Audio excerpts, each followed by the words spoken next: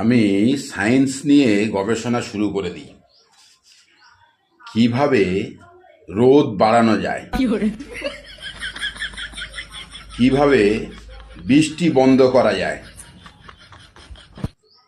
কিভাবে গরমটাকে আরো গরম করা যায়। চুপ চুপ একদম চুপ। দেখছিস না আমি সায়েন্স নিয়ে গবেষণা করছি, ডিস্টার্ব করছিস এখানে। চুপ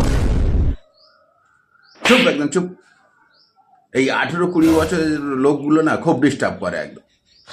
দেখছিস তুই এখানে পড়াশোনা করছি, ডিস্টার্ব, সায়েন্স নিয়ে গবেষণা করছি।